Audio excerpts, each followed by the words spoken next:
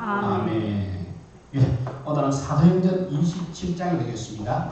사도행전 27장 13절에서 26절 말씀 제가 공독해 올리도록 하겠습니다. 신약 성경 사도행전입니다. 마태, 마가, 누가, 요한 다음에 우리 사도행전이 나옵니다. 다섯 번째 책입니다. 신약 성경 다섯 번째 책 마지막 28장이 마지막이니까 그 앞에 27장 17절에서 26절 말씀 제가 봉독해 올리도록 하겠습니다. 사도행전 27장 13절에서 26절 말씀입니다. 남풍이 순하게 불매 그들의 뜻이 이룬 줄 알고 닻을 감아 그에 대해 해변을 끼고 항해하더니 얼마 안 있어 섬 가운데로부터 유라굴로라 하는 강풍이 크게 일어나니 배가 밀려 바람을 맞추어 갈 수 없어 가는 대로 두고 쫓겨가다가 가우다라는 작은 섬 아래로 지나 간신히 그루를 잡아 끌어올리고 줄을 가지고 선체를 둘러 감고 스루디스에 걸릴까 두려워하여 연장을 내리고 그냥 쫓겨가더니 우리가 풍랑으로 심히 애쓰다가 이튿날 사공들이 짐을 바다에 풀어버리고 사흘째 되는 날에 배의 기구를 그들의 손으로 내버리니라. 여러 날 동안 해도 별도 보이지 아니하고 큰 풍랑이 그대로 있음에 구원의 여망마저 없어졌더라. 여러 사람이 오래 먹지 못하였음에 바울이 가운데 서서 말하되 여러분이여 내 말을 듣고 그에 대해서 떠나지 아니하여 이 타격과 손상을 면하였더라면 좋을 뻔하였느니라. 내가 너희를 권하노니 이제는 안심하라. 너희 중 아무도 생명에는 아무런 손상이 없겠고 오직 100분이리라. 내가 속한 바 곧 내가 섬기는 하나님의 사자가 어젯밤에 내 곁에 서서 말하되 바울아 두려워하지 말라. 네가 가이사 앞에 서야 하겠고 또 하나님께서 너와 함께 항해하는 자를 다 너희에게 주셨다 하였으니 그러므로 여러분이여 안심하라. 내가 나에게 말씀하신 그대로 되리라고 하나님을 믿노라. 그런즉 우리가 반드시 한 섬에 걸리리라 하더라. 아멘. 예, 우리가 인생을 살아갈 때 오늘 이 바울처럼 어려운 문제들이 다가오게 마련입니다. 그래서 그럴 때 우리는 이렇게 표현합니다. 폭풍 같다, 강풍 같다 라고 표현합니다. 오늘날 코로나 바이러스도 마찬가지로 폭풍 같고 정말 강풍 같습니다. 왜냐하면 내 힘으로 어쩔 수 없습니다. 내가 아무리 애를 쓰고 해도 내 마음대로 가지 않은 배처럼 느낄 때가 분명히 있는 것입니다. 그래서 어느 순간 그 배가 아무데나 마음대로 갈 수 있도록 그냥 그 길을 놓아버릴 때도 있을 것입니다. 오늘 우리 성경 말씀 속에서 그 당시 영적인 리더인 사도 바울이 그들을 온전히 하나님께 인도하는 장면이 나오고 있습니다. 그 폭풍의 현장으로 우리가 한번 들어가 보도록 하겠습니다. 오늘 본문 앞에 있는 9절과 10절을 한번 읽어보면 여러 날이 걸려 금식하는 절기가 이미 지났으므로 항해하기가 위태한지라. 바울이 그들을 권하여 말하되 여러분이여 내가 보니 이번 항해가 하물과 배만 아니라 우리 생명에도 타격과 많은 손해를 끼치리라 하되 했습니다. 사도 바울은 이번 항해가 무리랐고 그리고 위험하다고 분명히 말을 하고 있었습니다. 그러나 사도 바울의 조언을 무시하고 떠난 백부장과 사람들 그들은 처음에는 그야말로 순행을 했습니다. 그래서 자신들이 옳은 선택을 했구나 생각했습니다. 그리고 기뻐했습니다. 그래서 오늘 본문 13절에 보시면 남풍이 순하게 불매했습니다. 이 말은 부드러운 남풍이 불기 시작함에인 것입니다. 그리고 또 뭐라고 했습니까? 그들이 뜻을 이룬 줄 알았다고 하고 있는 것입니다. 여러분 늘 우리는 아무 일도 일어나지 않을 때 자만하기 쉬운 것입니다. 그래서 나의 선택이 옳았어. 이것은 그렇게 대단한 것이 아니어서 잘 선택해서 라고 그렇게 생각하는 것입니다. 그러나 늘 강풍이라는 것은 우리에게 다가올 수 있는 것입니다. 언제 일어날지 모릅니다. 어떻게 또 일어날지도 역시 모릅니다.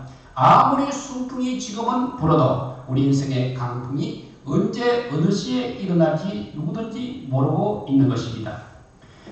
이런 예화가 있습니다. 오래전에 어떤 청년의 결혼식장에 많은 분들이 축하해 주려고 오셨습니다.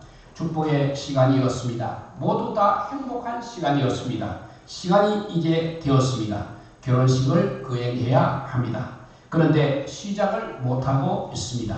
왜냐하면 신랑 측 어머님이 오시지 않았기 때문입니다.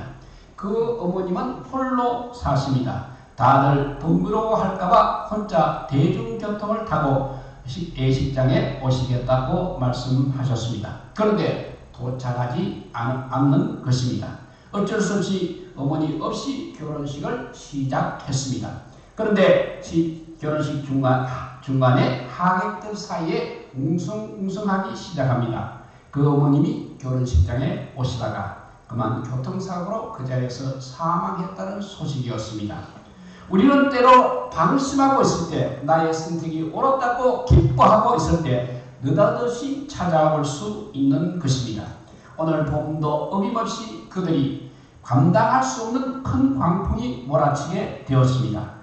14절도 보시면 의미 있는 표현이 있습니다.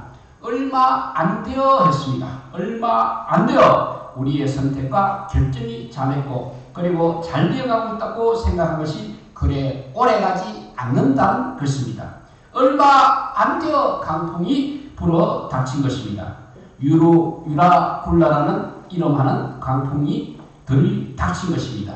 그 강풍에 배가 휘말려 이제는 도저히 방향을 잡을 수가 없었습니다. 방향을 내가 잡고 내가 원하는 방향으로 가는 것이 아니라 그냥 강풍에 휘말려 갈 수밖에 없는 것입니다. 여러분, 우리 인생의 가운데서도 이런 유라굴로라는 강풍을 맞이하게 될 수 있는 것입니다. 어떨 때는 나의 의지와 전혀 상관이 없습니다. 나의 결정과도 상관이 없습니다. 이렇게 인생의 폭풍을 맞이하게 될 수 있다는 것입니다. 사랑하는 사람의 죽음을 통해서 그런 강풍이 들어닥칠 때도 있을 것입니다. 그리고 갑자기 건강의 어려움을 통해서 들이닥칠 때도 있을 것입니다. 아까 말씀드린 대로 뜻하지 않은 교통사고로 통해서 들이닥칠 때도 있습니다. 그리고 살면서 여러 가지로 겪게 되는 이런 폭풍과 같은 시련과 어려움들이 있는 것입니다. 이것은 때로는 우리의 의지와는 전혀 상관이 없습니다. 우리의 선택과도 역시 상관이 없습니다. 이 땅 가운데 살면서 겪어되는 그런 강풍과 같은 어려움들을 경험하게 되는 것입니다. 그런데 또 하나의 경험이 있습니다. 또 하나의 강풍은 무엇이냐면 우리가 잘못 선택해서 이루어진다는 사실입니다. 우리가 하나님의 뜻을 이미 잘 알고 있습니다. 그러면서도 하나님의 뜻대로 우리가 선택하지 아니했을 때 오는 강풍이 있는 것입니다. 마치 오늘 나오는 사람들이 사도 바울의 음성을 하나님의 음성으로 듣고 조금 지체한 후에 나서는 매우 좋았을 것입니다. 그런데 자신들의 욕심으로 자신들의 경험으로 그리고 선택하는 사람이 많다고 하여 숫자로 결정하고 갔다는 사실입니다. 그 잘못된 선택의 결과로 우리가 인생의 강풍도 맞이할 수 있다는 것을 항상 명심해야 되겠습니다. 여러분, 우리는 우리 삶 가운데 찾아오는 강풍과 같은 어려움과 폭풍들을 대할 때마다 그때는 가만히 들여다 보아야 하는 것입니다. 이것이 왜 온 것인지, 하나님께서 정말로 이것을 통하여 무엇을 말씀하고 계시는지, 또 어떻게 인내하고 소망 가운데 나를 붙들고 나가라 하시는지 우리는 그때 반드시 가만히 들여다 보아야 합니다. 그래서 그 가운데 우리의 욕심이라든지 우리의 잘못된 선택으로 인하여 생긴 어려움에 대해서 오늘 본문에 나와 있는 배안의 사람들이 겪고 있는 이런 강풍은 아닌지, 혹시 회개가 필요한 그런 강풍은 아닌지 우리는 그때 잘 결정해야 한다는 것입니다. 그리고 가만히 하나님 앞에 머물러서 어디서부터 잘못된 것인지, 그리고 이것이 내 삶 가운데 일어날 때 나는 어떻게 주님을 붙들고 나가야 하는지를 우리 하나님께서 우리에게 말씀하고 있는 것을 살펴보아야 하겠습니다.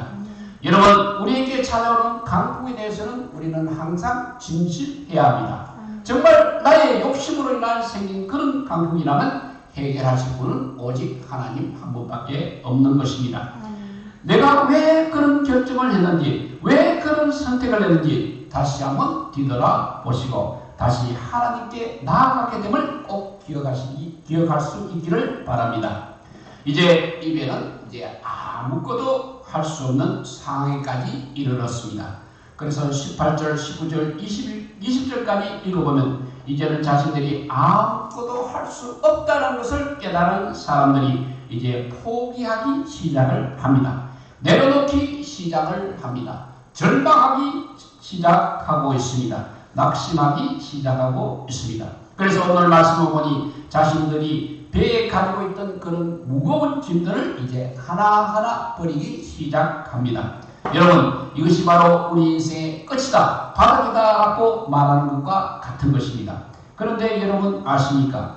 그때가 바로 우리 하나님이 시작인 것입니다. 그때가 바로 우리 하나님의 출발인 것입니다. 오늘 사도 바울은 하나님의 이름으로 그들에게 다시 다가오기 시작합니다.